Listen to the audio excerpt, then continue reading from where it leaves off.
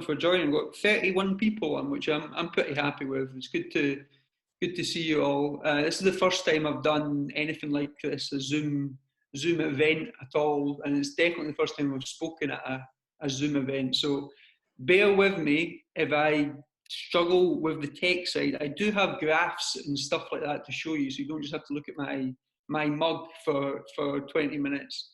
But hopefully I can get those graphs up and show you a few things. So I've been asked to talk about Scotland and the pandemic, and I'm going to split that into 3 sections of my talk. The first is a kind of analysis of the Scottish Government's approach to this crisis so far, in terms of the public health response, focusing on that. And then I'm going to look a bit at the economic side of the crisis in Scotland, and a bit about Edinburgh specifically, since this is a RIC Edinburgh meeting, about Edinburgh's economy and what's happening with that. And then I'm going to finish by talking a little bit about the pro-independence left and what I think the radical independence campaign, the wider pro-independence left, how I think we should be responding to this crisis in Scotland. So to start with, on the public health stuff, it was exactly 1 month ago today that First Minister Nicola Sturgeon tweeted out. She tweeted out that how do I get off this now? She tweeted out that 1 month ago today, 15th of March, that the Scottish Government's approach to this crisis was trying to take decisions, quote, seeking to take decisions on a consistent UK 4 nations basis. And I think that was an important statement because it explains a lot about why the Scottish Government have broached this crisis in the way they have. In one sense, it's a statement of the obvious, really, because barring some details, quite small details to be honest, the Scottish Government's response has been the same policy measures as the UK Government and been taken at almost exactly the same time. So, for instance, 3 days prior to that tweet, on the 12th of March, the UK Government announced that it would be ending all contact tracing and testing because it was moving to the delay phase. And Scotland did this at exactly the same time. And the Scottish National Clinical Director, the one who's been on the TV screens all the time, Jason Leach, said explicitly that, quote, community testing and contact tracing was halted for the containment phase. Now, I'm going to argue that that was a disastrous error on the part of the Scottish Government and the UK Government. I'll get onto that more later. But it's just to make the point that Sturgeon, the Scottish Government, have been essentially aligned on policy with the UK Government since this crisis began and still is today. Sturgeon attends the UK COBRA meetings. Her former Chief Medical Officer, Catherine Calderwood, who's now resigned, as I'm sure you know, was always arguing that they're entirely aligned with the UK Government's strategy. They embraced early on in a cat-handed way the herd immunity line. It's been exactly as Sturgeon said, on the basis of a consistent UK four nations basis. Now, why have they done that? Considering the UK's government's approach is highly questionable. Any comparative analysis of how things are going in the UK with coronavirus would suggest that it's highly questionable. Now, Sturgeon said 2 days ago on that issue of why she's approached this crisis in this way, that if there was evidence showing that the Scottish Government should do something differently or on a different time frame from the UK Government, she would, quote, not hesitate to do it differently. So clearly that indicates that Nicola Sturgeon essentially thinks the UK Government has done things at the right time, in the right way so far. But the reality is, any comparative analysis would show you that's evidently not the case. The key point of comparison, the most simple point of comparison, obvious point of comparison is with Germany. Now, the differences with Germany are quite staggering, to be honest. I'm sure you know the basic stuff. The latest figures is 3,495 people have died from coronavirus in Germany, compared to 12,107 in the UK. We know the UK figure is likely to be an underestimate. due to the care home scandal and not all care homes deaths being reported. But let's just take that at face value. Nearly 1/3 the deaths in Germany, as it has been in the UK so far. The Scottish rate is slightly behind where the UK is, but it's not on a per capita basis. It's broadly in the same range. Now, if you look at where the UK and and Germany started out on this crisis, the virus struck both countries at almost exactly the same time. Germany introduced its first social distancing measures about 1 week after Italy went into lockdown. The UK waited until the 15th of March. 15th of March, am I getting that right?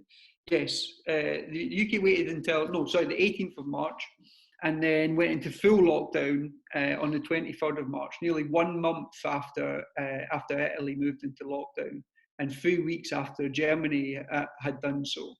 So the UK's response was definitely slow. There's no basis in which you can argue it wasn't a slow response to this crisis. And the Scottish government was equally slow about shutting down the schools. It wasn't until Monday, 16th of March, that the first social distancing measures were announced. At the weekend before that, the only reason why Scottish Premier League football games didn't go ahead was because the football authorities took it on themselves to cancel the games. On Sunday, 15th of March, the same day as Sturgeon made that tweet, 11,000 people crammed into an indoor stadium to hear Lewis Capaldi play, a musician, play in Aberdeen. I make these points just to point out that fact that Sturgeon says things have moved at the speed that they should have moved at. But any analysis of what happened in those days between up to the 23rd of March lockdown would suggest that they did not move as quickly as they should have, and as quickly as in fact they were advised to.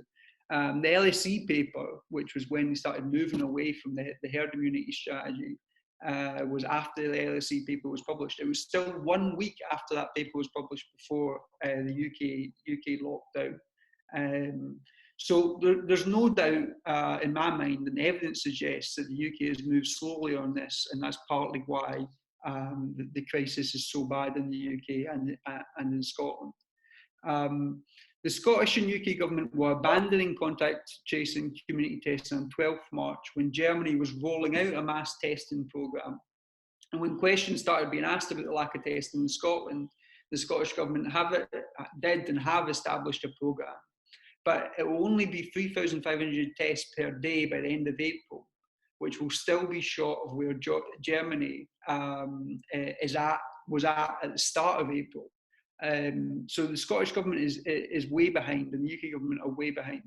The former chief medical officer described testing as, quote, a media distraction, and it was, quote, a fallacy to say it would reduce or could make a major contribution to reducing the spread of the virus.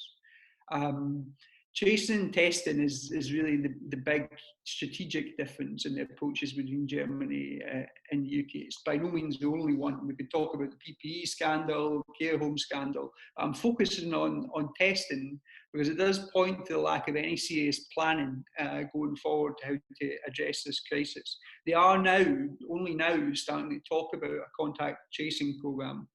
Unfortunately, it's likely going to be through Apple and Google and such like. But they are, for the first time, talking about a data set which would allow them to be able to understand where this virus is.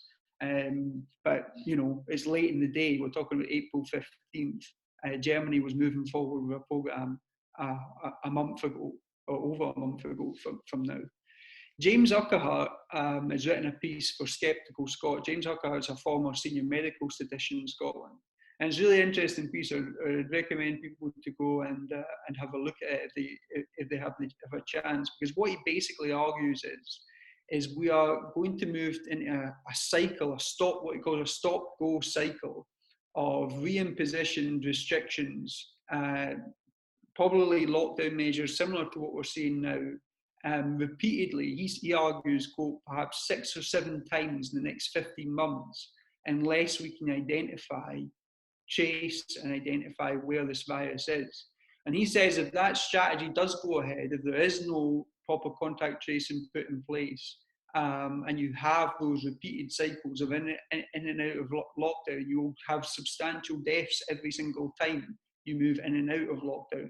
And he says effectively this would be a herd immunity strategy by stealth that the Scottish and UK government would be pursuing.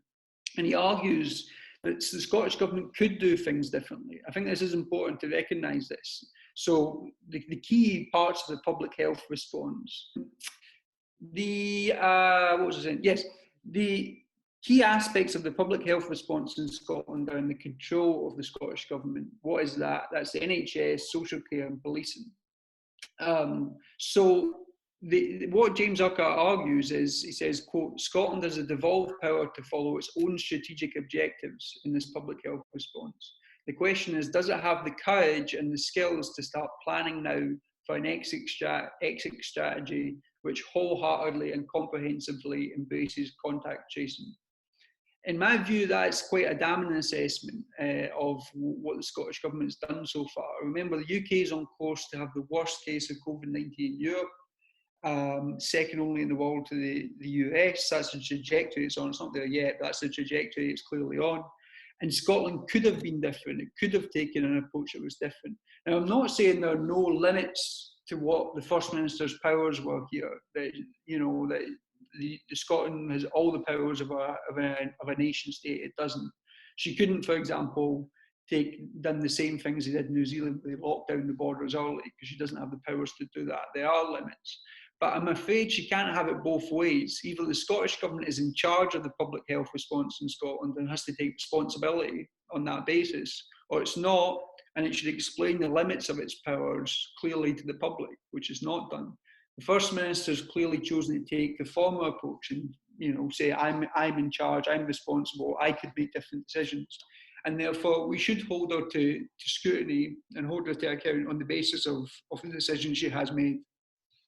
That's the public health response. That's basically my assessment of where we're at with the public health response. I want to say some things about the economy, because the Scottish government has, you know, not probably the main areas of government authority when it comes to the economy, but certainly important ones. My view is it's not done a lot with those powers in this crisis either. So a good example is the landlord-tenant divide. Well, tenants have been prevented from being evicted for 6 months. They've had no reduction in rent and can be evicted at the end of the 6-month notice period, thereby acting as a pressure on them to pay up. Meanwhile, the Scottish Government agreed with the Scottish Tories in a last-minute deal before the Parliament stopped for landlords to be given an interest-free loan in case tenants don't cough up. But of course, it's not going to be landlords that can be left destitute or go hungry in this crisis. There was actually a new poll out today which showed, and it's a UK-wide poll, but it's applicable to Scotland. It found 6 in 10 renters have suffered financially from the lockdown, and 1 in 5 of those who have suffered financially are having to choose between food and bills and paying rent. So that's the extent of the pressure that's on tenants. And there's not been any measures, any specific measures addressed to support tenants. There has been general welfare measures. So the funds, like the welfare fund, has been widened, the council tax reduction has been widened. But these have to be applied for. Lots of people don't know about them. They're not universal.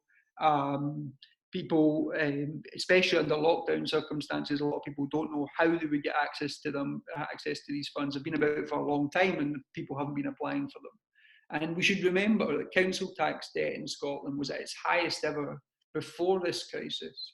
That child poverty had risen from 1 in 5 to 1 in 4 in Scotland before this crisis. Scotland was in crisis before this crisis in terms of poverty and insecurity.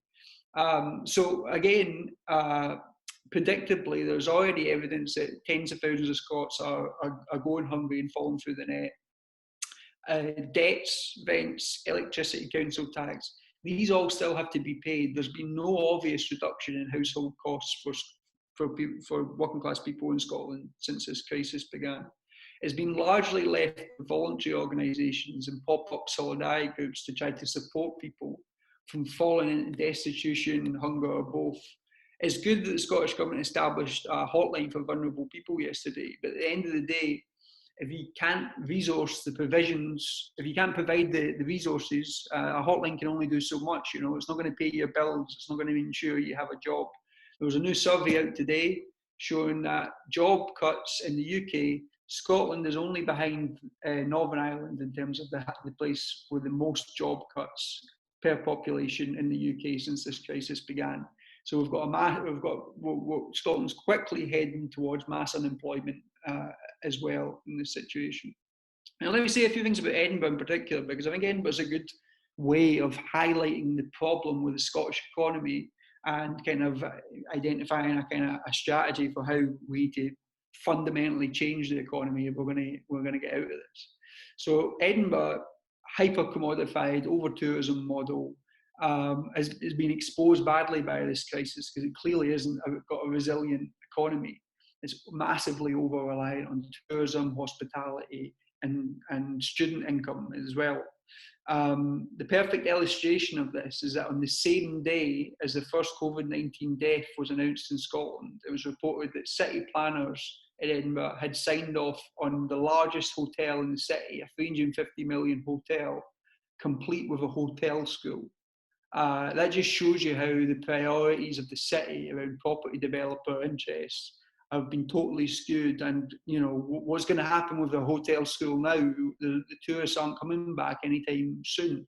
Probably also there's going to be a huge fall in foreign student income for Edinburgh universities. They've been building student housing accommodation, shoddy student housing accommodation right across the city, expecting that income will never retreat, that is always going to come. But if you're over-reliant on services and you're not thinking enough about the foundations of resourcing people's essential needs, electricity, food, housing, broadband, the things people need to get by, you don't have a resilient economy. If you're over-reliant on global supply chains, you don't have enough sustainability at a national and a local level. And that's where we're at in Edinburgh and in Scotland. The one good thing you could say about Edinburgh is the collapse of Airbnb is potentially going to open up more housing availability in the city, and you could have reducing rents. But that's going to take quite a while to work its way through. The other problem that Edinburgh has is it's over-reliant on tourist income in terms of local authority funding. So, for example, Edinburgh Castle, half of Edinburgh Castle's income comes specifically from Chinese tourists. These sort of commodification of the local authority funding is sort of going to be chicken that's coming home to roost now. If that funding reduces, you could have major pressure on public services because they're over-reliant on a specific type of model that's suddenly in crisis. Let me move forward a bit because time's cracking on. Right, I want to say a little bit about the economic model more broadly. Now, it's not the most important thing. I haven't been talking about it a lot since this crisis began. But if you think about the official case for independence, the Sustainable Growth Commission was supported by the SNP at their conference. That is now in the bin, effectively. No one would take it seriously anymore as a serious case for independence. It proposed a model for independence based on not having been without a currency, not having a functioning central bank, and doubling GDP within 10 years. I mean, a nonsense document, but now it's proven. I mean, if Scotland had become independent, let's just think this through for a second. If Scotland had become independent and the Growth Commission had been implemented, and then this crisis hit, global capitalist economies are reliant on central banks right now to keep financial markets afloat. If we didn't have a central bank, independent Scotland would have been having to get the begging bowl out to the Bank of England. It would have been a desperate situation. So not having, based on a case for independence which isn't on national sovereignty, not on economic sovereignty, not on creating an economy that's resilient, that is resilient to shocks in the global economy, it's resilient to pressures in terms of globalisation. was a disastrous misjudgment before this crisis, but now it needs to be got rid of, and there needs to be a new economic case. It does highlight the fact the Growth Commission is still the official case for an economic case for independent Scotland. It does highlight the limits, I think, of the leadership of the independence movement right now in terms of its vision in this crisis. It hasn't responded with its own vision. It's largely, let's be honest, the Scottish Government's largely tailed behind Boris Johnson on both the economy and especially on the public health response. There's been a lack of independence of mind. There's been a lack of independent strategy towards the crisis. And that's a disappointment, but it's not a disappointment that can't be overcome. I mean, there's an opportunity for the grassroots of the independence movement to make and push for a different type of leadership, because this crisis isn't going to be over in 6 months. This is a long-term crisis we're in now. So there's still a chance for the things to change and to move forward in a new direction. Let me talk a little bit about that to finish up on what I think the pro-independence left should be doing and arguing for in this crisis. The economist James Meadway, who's a former advisor to John McDonnell, former Shadow Chancellor, he had a really good a really good way of putting it in this crisis, which is that it's almost the opposite of a war economy that we need. A war economy is where you mobilise all resources for the war effort, but what this crisis demands is demobilisation of the economy. We have to hibernate, he used the word hibernate the economy to insulate it from the threat of this virus. To get through this virus, we have to shrink the economy necessarily. If GDP wasn't shrinking right now, that would be a problem. But to do that, to shrink in a way which is organised in a way which doesn't lead to destitution, poverty and hunger, you're breaking with capitalism's fundamental metrics, its fundamental basis of being, which is all about growth, all about profit. So it requires a different type of economic thinking, a different way of viewing the economy, a break with orthodoxy, a break with economic orthodoxy to build an alternative idea of the Scottish economy. Keynesian stimulus, traditional approach out of a crisis doesn't work. We're not trying to stimulate the economy. We're trying to prioritise the core essential areas which people need in the economy. So I don't think the mainstream economic approaches have a lot to tell us here. Even the Tories agree, essentially, are responding to this in a kind of Keynesianism of big state intervention. It's not about whether the state's intervening, it's who it's intervening for and on what basis. So I think we have to build a different economic case. The pro-independence left has put forward his own case for the Scottish economy, which is based on meeting essential needs for people. So that's number one, that we have to socially plan the economy to ensure essential resources get to those who need them. Food, electricity, housing, broadband. We need to focus on the core foundational things that people need. The second thing is that we need a policy of public health first. Now, what does that mean? It means providing the NHS and social care with everything it needs, mobilising all resources necessary to fight this virus. That means cancelling PFI, bringing outsourced services back in-house for compulsory purchasing, do whatever it needs to put the NHS and social care in a position where it can most effectively tackle this virus. Public health first must also mean don't push people back to work until we're sure that the virus is contained. As Pete said, I'm in the Basque Country in Spain. They're already sending people back to work. It's far too early. There's probably going to be a second spike in this country. We have to make sure it doesn't happen in Scotland. The third thing is we need to redeploy labour from the economy sectors which are currently unsalvageable, like tourism, hospitality and aviation.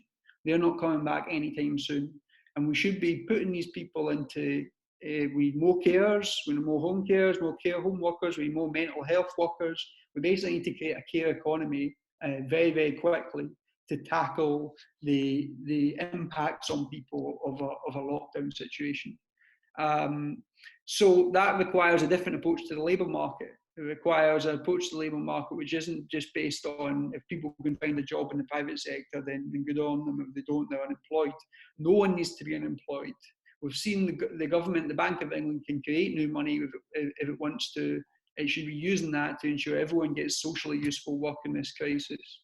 Then I think the final question is, when governments always try to make the working class pay for economic crises. That's a permanent feature of capitalism. Every time there's a crisis, the working class they try to make the working class pay.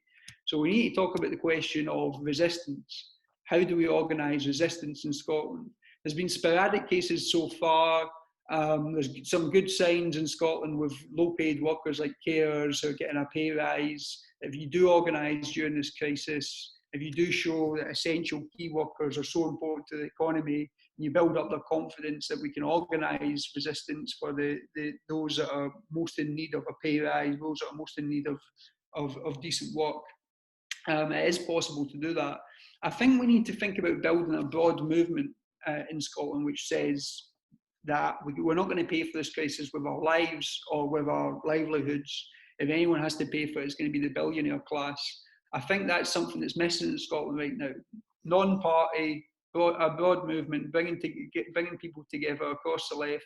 But it should also say, and this is where the pro-independence side comes in, it should also say Scotland has the right to decide. That democracy is going to be sharply posed during this crisis. We've got a massive increase in authoritarianism internationally. Democracy is not going to go away as an issue. It's going to be even more important. But this is where I think we have to move our thinking on, or the independence movement has to move its thinking on. It shouldn't narrowly focus on the question of the constitution. It should combine an argument about the right to decide in Scotland with an argument about a set of economic rights. Those things should work in tandem: the right to work, the right to a livable income, the right to a dignified life. These things should be part of a package of ideas for Scottish democracy. And I think if we could do that, we can combine two things. One is it deepens and enriches the independence movement and its relevance to this crisis.